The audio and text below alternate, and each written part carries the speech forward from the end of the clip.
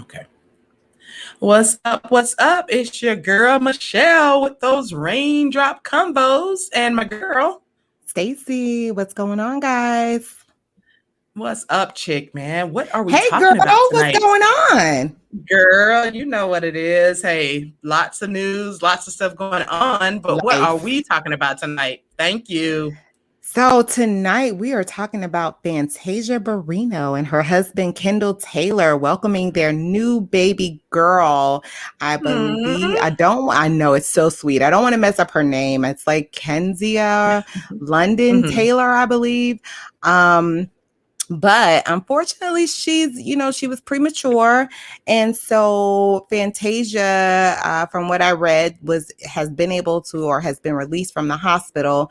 Unfortunately, the baby is still there. So they're definitely asking for prayers and for all of the prayer warriors to come together and pray for baby Taylor, please. Yes.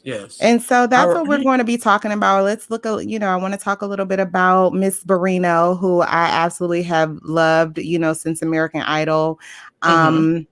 And some of the backlash, which I don't understand. It's like, okay, this young lady and her husband are going through this, their baby is in the hospital.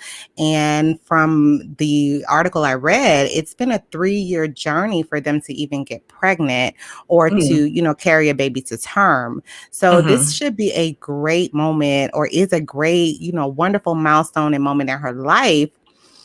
And it's something about this internet. Like the people get these keyboard gangsters, Yeah. and everyone. Let's get into the conversation, lady. Okay. Let's get started. All righty.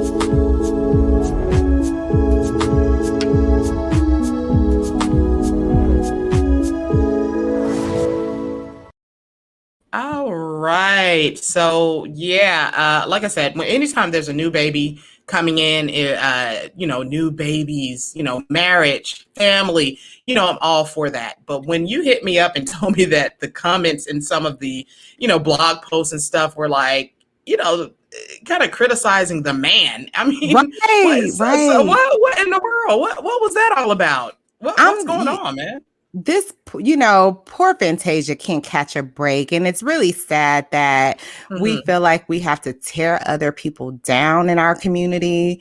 But as I was reading, about her baby being born, and I'm reading through, excuse me, some of the comments, a lot of the comments were just really bad. They were talking about not prayers for the baby, not prayers to them, but they wanted to focus on her marrying down. And I'm trying to figure out exactly what that means. Right. I mean, on some level, I understand, but I kind of look at marrying down more as from a value place or value system. Your character, like. Yeah. If those things don't gel, if we can't meet on the same plane as far as what we believe in and having the same morals and values, I understand marrying down in that respect. Right. However, I mean, this man, I don't know what his background is, to be honest with you, but, he seems to have come into her life and it's making her happy, and she seems to be happy. Unlike the past relationship with the married dude, the T-Mobile dude, as we know him as, who just kind of came and wrecked shop, you know what I mean? Just wrecked her life and left her in pieces. And so it seems as though Mr. Taylor, Kendall Taylor, has come in and given her some peace, PACE, Right. And I don't know why and I say we because a lot of the blogs I read are, Black community. I don't know why we tend to focus on the negative and not on the positive. Right. And so, you know what, immediately when you sent me, the information and, told me, hey, girl, check this out. I went and researched him. And I'm like, this dude started a business as a courier, however you want to, call it.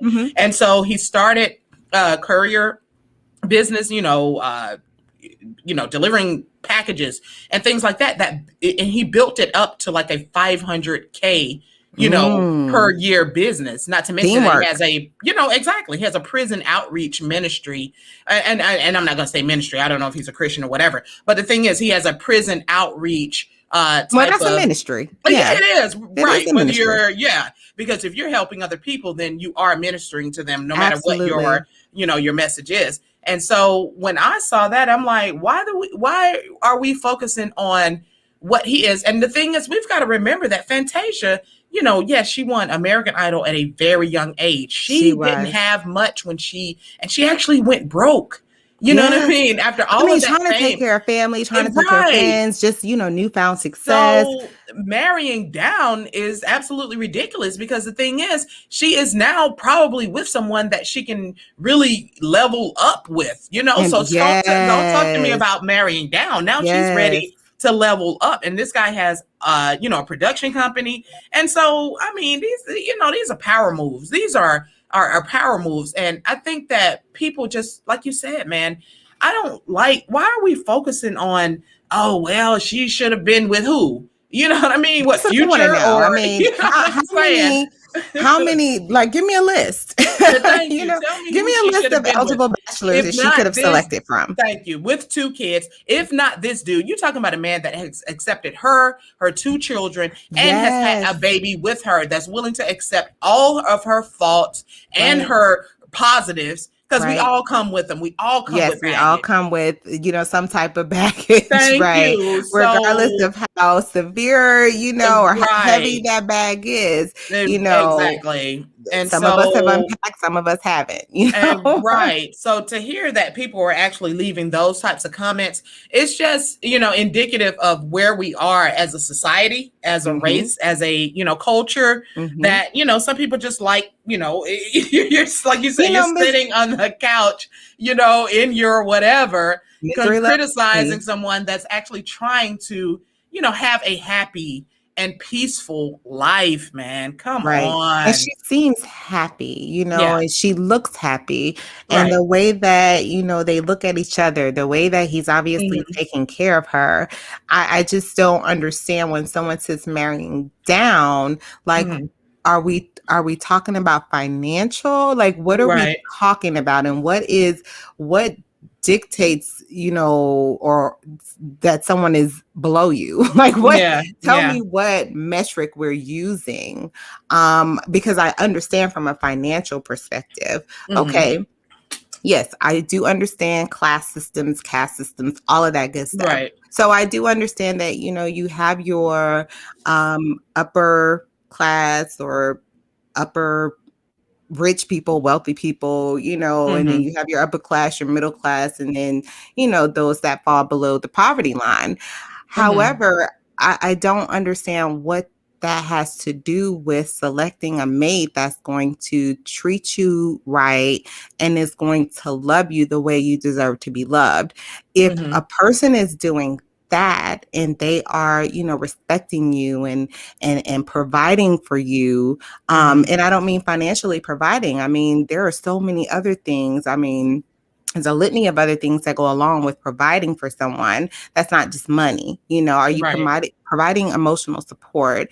Are you concerned about my mental health? That, I'm concerned about yours. Are you concerned about, like, all of those things? Are we there for each other? Are we supporting each other's life goals and dreams, and, just keeping each other motivated? To me, those things are more important than money. Right. To know that you have my back through everything, through whatever struggles we go through, I definitely would prefer that over someone being able to just financially provide for me. You know what I mean? Right. And so I think our culture, we have placed our value in cash or, the dollar, you know what I mean? And I'm just like, people are not their bank accounts. You know what I mean? Like, people are people. Yeah. And And you know what? And you know what? Real talk. When you talk about money, and the thing is, let me tell you something. When people talk about caste systems and old money, this is not old money. These are a lot of Black people that are in entertainment, sports. They are the first of their generation. They are the nouveau riche. So when you're talking about, oh, she married down. Well, she married somebody that is trying to build just like she was building and end up helping her family and losing her wealth because she did not understand how to manage it, how to say no. So, I mean, let's not think that just because somebody is a celebrity, they have to be with a celebrity or they have to be with someone that's a millionaire. I mean, that's how they do it in these old systems where there's family money being passed around. I mean, those rich people that marry other rich people, they don't marry for love. They don't marry for love. No, I mean, love is arranged marriages. Marriage, right? Marriage is an institution to help to propel the family or to build, family worth or net worth. Right. And so when you talk about, even when we look back at the monarchy, monarchy, I'm sorry, they were marrying cousins and all of that. And they were about the breeding, right? It was like some animal types. It's like we've got to keep the breeding. It was about and keeping the blood, the money, the bloodline. Yes, that's what it was. Right. So we can't get all in our heads thinking, oh, she married down, and you've got to marry somebody that's on this particular status. I mean, because it's just not real, not for our community anyway. And let's just keep it 100, because like I said, we're, you're talking about a community that's, not that far out of slavery, Jim Crow, trying to, close this wealth gap. So how can you say that? You know what I mean? I don't know. I mean, but you see it all the time, though. When you think about it, like it's socially more acceptable, and this is from my perspective. It seems to be more socially acceptable for men to marry outside of their class than women. So it's okay for a man to marry, a upper middle class man or from an upper middle class background. It's okay for him to marry someone that's middle class or, someone who, is from below the poverty line or, impoverished. Right. They, went to school or whatever, got their education, made it out the hood kind of thing, And so it's okay for women, but for some reason, it's not socially acceptable for women to marry men that that are outside of their social class system or class. And I just don't understand. I mean, love is love. If you, again, we go back to, if you love someone, if you can love them, you can treat them right. You guys share, the same values and the same morals and beliefs, because, then spirituality becomes, because she's very spiritual. We know that just through watching her throughout the years. So if this man is meeting her where she needs, where she is, why is anyone else concerned? I mean, we watched her go through that whole thing again with the T-Mobile guy, and I felt so bad for her, because I'm like, yo, this dude and his wife set him up. I mean, set her up. You know what I'm saying? They literally set this woman up.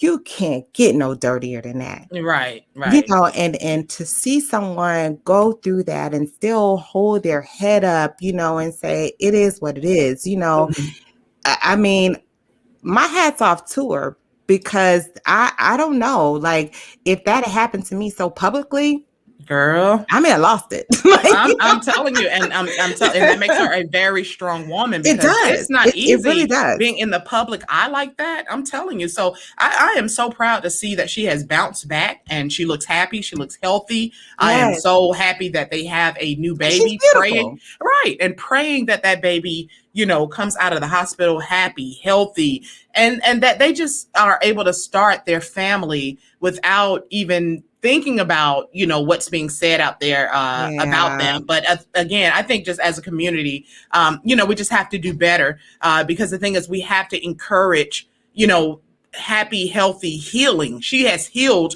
from what has been a lot of trauma as far as Oh I my can say. Girl, I God. don't know how she I did it. mean, can you imagine, like, Yeah. and I don't know what with the past relationship, I don't know Yeah. what he told her, if she knew that he was married or separated or whatever. But he obviously said something, to her to make her be involved and have a child, by him. Right. He obviously played down, whatever he had going on with his wife at the time.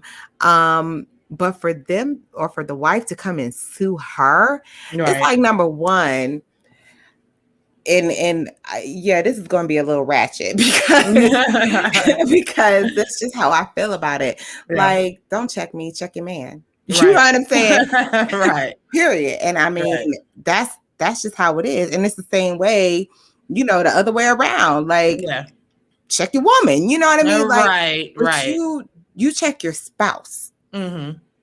And I know North Carolina has the law. I forgot what it's called. What's the... Is it, oh gosh, alienation of lovers, so something to that effect. And so she sued her under that particular law. And it has something to do with adultery and all of that good stuff. Or bad stuff. Say bad stuff. But to do that, like, she was already publicly humiliated, and then you come back and do that, which tells me, I don't know, it doesn't tell me, but it makes me wonder, was that a money grab? I mean, anytime I think anytime you're dealing with a celebrity and any of the lawsuits, I mean, even your boy Will Smith said he has 20 lawyers on deck, baby. Yeah, because you can be sued for anything. So no, I think there may have been a little bit of a money grab in that. And so, you go through all the slander and the blogs and and the thing is, people only read headlines. See, a lot of people don't really read the details of any of the stuff that's actually going on with these celebrities. And so it just spreads like wildfire. The headline all of a sudden becomes a meme, and then it becomes a, this, that, and the other. So I mean, like I say, hats off, because I don't know if I could do it. It's just so much public scrutiny and so many eyes on you and what you're doing. And you almost feel like you can't really live a normal life, ever again. And so I think that's what it is. I mean, I think that it's almost like taking the red pill or the blue pill, when it comes to fame. It's like, you do know that once you take this pill, your life will never be the same, and you're always going to be under high scrutiny. And people are always going to be watching. And here's the thing, I don't have a problem with people watching. My problem is the people that watch for your failure and watch for you to fall and wait. That's my problem. You can watch all you want to, but when you're sitting there kind of hoping, or waiting for that aha moment, for someone to fail at something, that to me, that's a problem. And that's an issue that's a mental health issue as far as I'm concerned. You need therapy if that's how you're thinking, period. But you know what? I'm telling you, that girl wanted out of her life. She went and won that competition. Baby. And I'm telling you, because she wanted out of she wanted out of that life. But the thing, what we don't understand is that we trade one life for another. You know what I mean? There is no, it's not like you're going to walk from one life into another. There's just pure bliss, and you walk off into the sunset and everything's perfect. Girl, even Missy Elliott, I mean, she had like some anxiety issue. She took some time away from the limelight because she started dealing with stress and anxiety. And you're like, everybody thinks that just because you make millions of dollars that you don't have problems. Money is not the medicine for all of life's struggles. You know what I mean? Like, you're not going to take some pill or some cough syrup or syrup, and everything. You just gotta, all of a sudden, boom, everything is okay. No, because if you have that, I mean, we can look at the recent years and look at the celebrities who have taken their own lives. Oh my gosh. I mean, one that stays with me is Robin Williams. Like, that Right. His particular death, it's going to stay with me forever because, we grew up watching Mork and Mindy, Right. And Mrs. Doubtfire was one of my favorite movies. Absolutely. I love Mrs. Doubtfire. It was so kind of out of the blue, when that happened. And so, I mean, and stayed, she has a poppin', at the time still, very poppin' and popular, clothing line or accessory line, all of that. Right. And still with all of that money, all of those businesses, it still was not enough to, maintain happiness. Exactly. And I'm just thankful that, like you said, it's so easy for, these celebrities that we don't know the private hell, that they're going through. So it's just so, reassuring to know that they are pulling themselves out of the dark place, that they found themselves in at some point. Because, I mean, just imagine being a regular person going through your regular struggles. I don't have to imagine. I am. You're right. I am a regular person going through their own struggles. Right. So and I think we all are. Yeah. So it's very easy. And we think about just in regular world, I say regular world, but, minus fame, we think about how we feel when people in our circle, know certain stuff. Like imagine if that was amplified by, 100 and the entire world knew every little single thing that, you went through and that you endured, or all of your negative qualities, all the things you don't like about yourself, are amplified and in your face, and people are ready to throw it in your face. It takes a strong person to be able to endure all of that. Right. And so, love and relationships are difficult. And like I say, I mean, I just love doing this podcast with you, my homegirl, my dog, my therapy. I know. And so just to drop in a little something, I want to invite any of our viewers to please check out our website, ReignDropConvos.com. Man, know what's your love language, man. We got a cool little quiz on that website. Go to the website, take the quiz, know what your love language is, know what it is that makes you happy, what makes you tick. I took the survey today, actually. Oh, gosh. Okay. So what's your love language? Girl, my love language is service. It's like acts of service. Okay. And so the reason why that's my love language is because the thing is I do so much, for my kids and my family. Yes. So any man that helps around the house, that, washes dishes, I don't need a lot of the gifts and a lot of the, hand holding and all that stuff. Girl. I'm an act of service. So it's like 5 different, love languages. So it's act of service, love affirmation, time. That's mine. Quality time, physical touch, and gifts. Receiving gifts. So go and check it out. I think I may be kind of equal with quality time and gifts. Go check it. It's gonna score you based on the way you answer the question. There's only 5 questions. I've done it, and quality time was mine. Okay. But gifts was a hot second. I mean, but you know what? No, because I don't understand that. Maybe I need to retake the quiz. Because acts of service means a whole lot. I saw a meme today, and I know we have to end our broadcast, but I saw a meme today on IG, and it's like about the guy says something like, you want to send your wife, pictures or something of, you showing that you love her. And he's like, all these multiple pictures of him cleaning the house. I was like, yes. Sexy. I had to love Jones that thing. I was like, yes, baby. Yes. That's exactly what we want to see.